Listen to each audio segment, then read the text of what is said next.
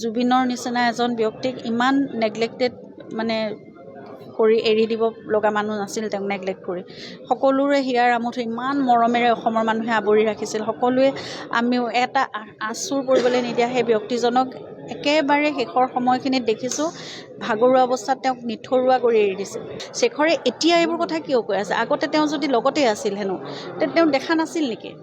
অকণমান চিনেমাখনৰ কামটো আমাৰ প্ৰায় শেষেই হৈছে, শ্বুটিঙৰ কামবোৰ শেষ হ'ল, পষ্ট প্ৰডাকশ্যন চলি আছে।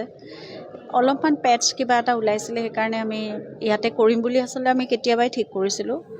জুবিন ছিংগাপুৰলৈ যোৱাৰ আগতে আমি ঠিক কৰি থৈছিলোঁ, ঘূৰি অহাৰ পিছত আমি ইয়াত শ্বুটিং কৰিম বুলি। সেইকাৰণে তেওঁলোকৰ সহযোগত আমি ইয়াত ষ্টুডেণ্ট লৈ পেলাই ৰয়েল গ্ল'বেলৰ কেম্পাছতে কৰিছোঁ।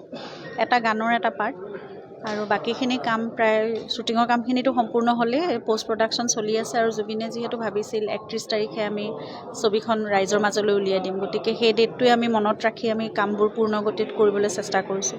গোটেই টীমটোৱে বাকী সকলো কাম বাদ দি ৰৈ ৰৈ বিনালে কামতে মানে সম্পূৰ্ণ সহযোগ কৰিছে। গতিকে আমি ভাবিছোঁ আমি উলিয়াই দিব পাৰিম 31 তাৰিখে ৰাইজৰ মাজলৈ ছবিখন।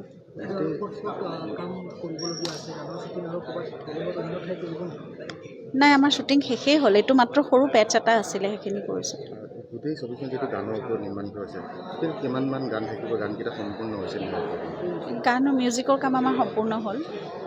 চিনেমাখনততো টুকুৰা টুকুৰিকৈ বহুত গান থাকিব, প্ৰায় 11টা গান টুকুৰা টুকুৰিকৈ থাকিব, কিন্তু আমি সম্পূৰ্ণভাৱে চাওঁচোন এতিয়া কেনেকৈ উলিয়াই দিওঁ। মূল যিকেইটা গান সেইকেইটা আমি 5-6টা গানটো উলিয়াই দিমেই ৰাইজৰ মাজলৈ। হয়তো আজি আৰু কাইলৈৰ ভিতৰত এটা প্ৰথম যিটো গান আমি উলিয়াই দিম, সেইটো জুবিনৰ কণ্ঠত।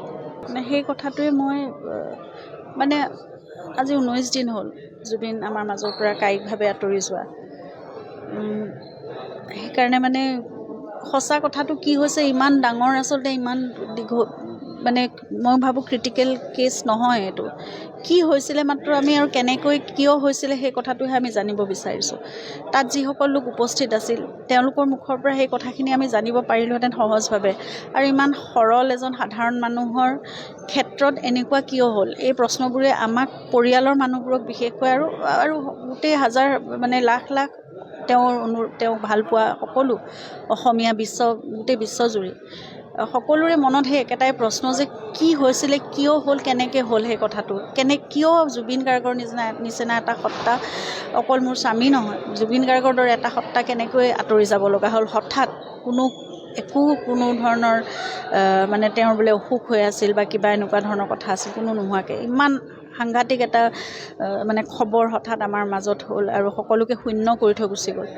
গতিকে সেই কথাটোৰ উত্তৰহে আমি বিচাৰি আছোঁ। এই কথাবোৰ বহুত এতিয়া ইমান বেমেজালি সৃষ্টি এটা হৈছে, মানে একো ভাল লগা নাই।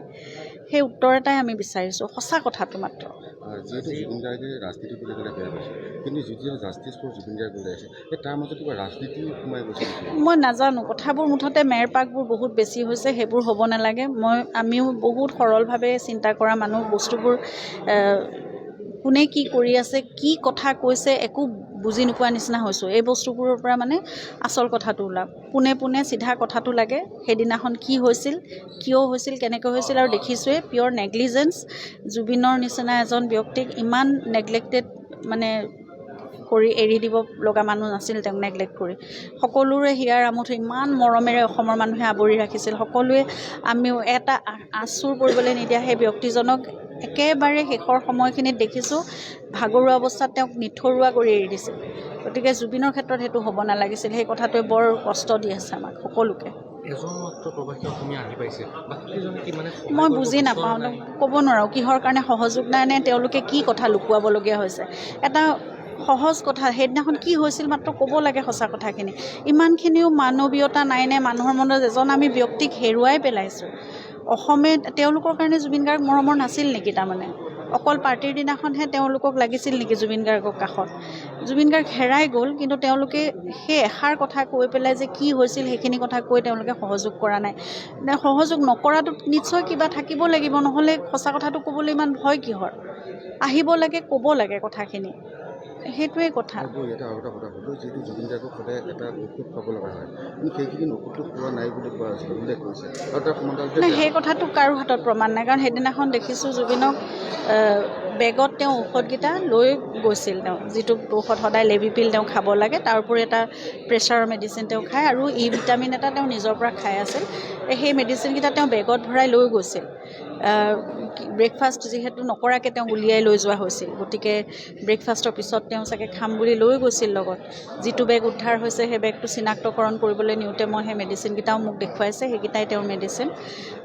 আৰু সদায় তেওঁৰ সকলোতে সেই মেডিচিনকেইটা উপলব্ধ থাকে, তেওঁৰ সৰু বেগটোৰ ভিতৰত, ডাঙৰ বেগটোৰ ভিতৰত, তেওঁৰ গাড়ীত, আমাৰ ষ্টুডিঅ'ত, আমাৰ ঘৰত সকলোতে থাকে। গতিকে তেওঁ নিজেও মানে মিছ নকৰে। দৰৱটো দিব লাগে হাতত বা নিজে লৈও তেওঁ খাই মনত থাকে, কিন্তু সেইদিনাখন চাগে ব্ৰেকফাষ্টটো নকৰাৰ কাৰণে তেওঁ লগতহে লৈ গৈছিল, খাবলৈও নাপালে।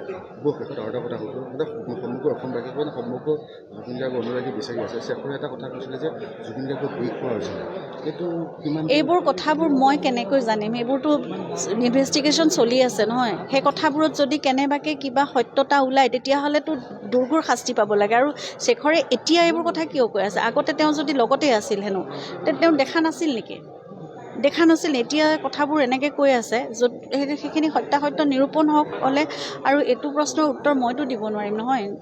তদন্ত চলি আছে, সেই তদন্ত সঠিক দিশত হওক, একদম নিখুঁতভাৱে হওক। আৰু যদি কোনোবা দোষী সঁচাকৈ ওলায়, জুবিনৰ লগত যদি এনেকুৱা কোনোবাই কৰিছে, তেতিয়াহ'লে মানে যিটো আটাইতকৈ চৰম শাস্তি হ'ব পাৰে, সেই শাস্তিটোৱে হওক, মই সেয়াই বিচাৰিম। কেৱল ৰৈ ৰৈ বিনালেই নহয়, আৰু বহু আধৰুৱা কাম আছে, তেখেতৰ সপোন আছে, কেনেধৰণে আগবঢ়াই নিব আপোনালোকে সকলোৱে মিলি? আমি এতিয়াও নিজকে প্ৰচেছ কৰিবলৈ চেষ্টা কৰি আছোঁ, কৰিবতো লাগিবই। গোটেইখিনি আধৰুৱা কাম আৰু জুবিনৰ যিমানখিনি সৃষ্টি আছে, সেই গোটেইবোৰ সংৰক্ষণ হ'ব লাগিব ভৱিষ্যত প্ৰজন্মৰ বাবে, যুগ যুগান্তৰলৈ সেইখিনি চলিব লাগিব। গতিকে আমি সকলোৱে মিলি, পৰিয়ালৰ লোক, আমাৰ একদম যিখিনি আত্মীয় সকলো আমাৰ নিজৰ আছে, তেওঁলোকে আমি কৰিবলৈ চেষ্টা কৰিম। আৰু মোৰ সামৰ্থ্যৰে মইতো সকলোখিনি চেষ্টা কৰিম। চাওঁ এতিয়া সকলোৰে সহায় সহযোগিতা লাগিব। আৰু মোক পৰিয়ালৰ এজন বুলি, জুবিনৰ পত্নী বুলিয়েই হওক বা তেওঁলোকৰ পৰিয়ালৰ এজন বুলি, মোক তেওঁলোকে সেইখিনি সহায় সহযোগিতা অসমবাসী ৰাইজে সদায় কৰি যাব লাগিব। আস্থা আছে কাৰণেইতো ধৈৰ্য ধৰি আছোঁ। আস্থা আছে ইণ্ডিয়ান ল'ৰ ওপৰত, আমাৰ তদন্তৰ ওপৰত, তদন্তকাৰী সকলো বিষয়াৰ ওপৰত, গোটেই ছিষ্টেমটোৰ ওপৰত আমাৰ বিশ্বাস আছে। আমি ধৈৰ্যৰে ৰৈছোঁ। আজি 19টা দিন পাৰ হ'ল। আমি বিচাৰোঁ ক্ষিপ্ৰতাৰে গোটেই কথাবোৰ ওলাওক।